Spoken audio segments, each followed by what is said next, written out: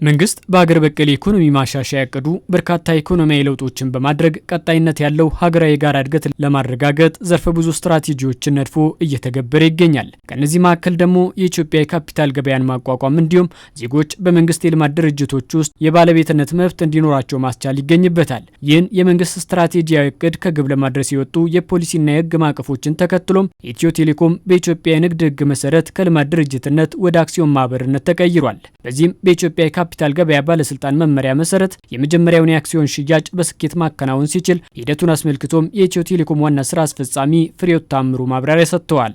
የተሸጡ አክሲዮኖች መቅረብ የሚገባቸው መረጃዎች በተለይ የተሸጡ አክሲዮኖች ባለቤቶች ሊያቀርቧቸው የሚገባቸው ማስረጃዎች ደግሞ KYC የምንላቸው ማለት ነው መረጃዎች አሉ ማለት ነው።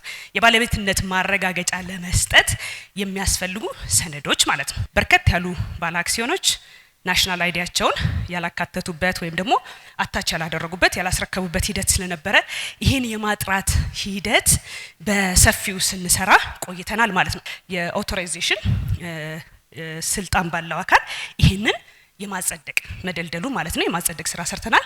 በውስጥ ከተሰራ በኋላ ደግሞ ቀጥሎ መደረግ የነበረበት በኢትዮጵያ ካፒታል ገበያ ባለስልጣን ይህ የተደለደሉ አክሲዮኖች መጽደቅ ነበረባቸው፣ አጸድቀናል ማለት ነው። ኢትዮ ቴሌኮም የ10 በመቶ የባለቤትነት ድርሻ ሽያጭ በመላ ሀገሪቱ ለሚገኙ 47377 ዜጎች በድምሩ 10.7 ሚሊዮን አክሲዮኖችን ነው ማቅረብ የቻለው። ከ47377 ፖቴንሻል ኢንቨስተሮች ወይም ደግሞ ኢንቨስተር ለመሆን በሂደት ላይ ከነበሩት 45 ሺዎቹ ቬሪፋይድ ሆነው ዛሬ ላይ እንግዲህ ከባለፈው ጁን 2025 17 አሎትመንት ወይም ድልድል ካጸደቅንበት ጊዜ ጀምሮ የኢትዮ ቴሌኮም ባለቤት ናቸው ማለት ነው። ቀደም ብዬ ከጠቀስኩት ከ10.7 ሚሊዮን ሼሮች ውስጥ 10.1 ቬሪፋይድ ሆኖ ያለፈበት ነው ማለት ነው። ምን እንኳ የአክሲዮን ሽያጩ ለሀገር ውስጥ ዜጎች ብቻ የተፈቀደ ቢሆንም 248 የሚሆኑ የውጭ ዜጎች የአክሲዮን ግዢ መፈጸማቸውንና ይህም በመሰረዝ ክፍያቸው የሚመለስ ስለመሆኑም አመላክተዋል።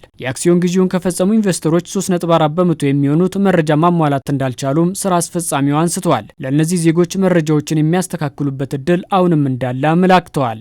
አሁንም ለነዚህ ኮሙኒኬት ላረግናቸው ለ1646 የሚሆኑ ባለአክሲዮኖች ፖቴንሻል ባለአክሲዮኖች ማለት ነው መረጃቸውን ካቀረቡ እንግዲህ ወደሚቀጥለው ምዕራፍ መሸጋገር የሚችሉበት ይሆናል ማለት ነው። የገበያውን ታማኝነት መጠበቅና የኢንቨስተሮችን ጥበቃ ማረጋገጥ ቀዳሚ ተልዕኮ የሆነው የኢትዮጵያ ካፒታል ገበያ ኢትዮ ቴሌኮም አክሲዮኖቹን ወደ ሰነደ ሙዓለ ንዋይነት ገበያ ማሸጋገሩ ለሌሎች ተቋማትም ተነሳሽነትን የሚፈጥር ስለመሆኑም ተነስቷል። ዛሬ የምናበስረው ስኬት ገና የረጅም ጉዟችን የመጀመሪያው እርምጃ ነው።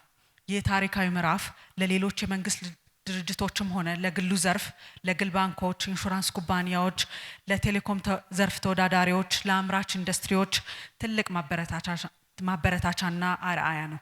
የካፒታል ገበያ መኖር ለሀገራችን ኩባንያዎችም የረጅም ጊዜ የካፒታል ምንጭ የሚያስገኝ ከመሆኑም በላይ የባንክ ብድር ብቻ ላይ ተመስርቶ የነበረውን የፋይናንስ አማራጭ በማስፋት የሀገሪቱን የኢኮኖሚ መረጋጋት ይደግፋል። ኮንግራቹሌሽንስ ኢትዮ ቴሌኮም የግብይት መድረኩን ደውል አስጀምሯል።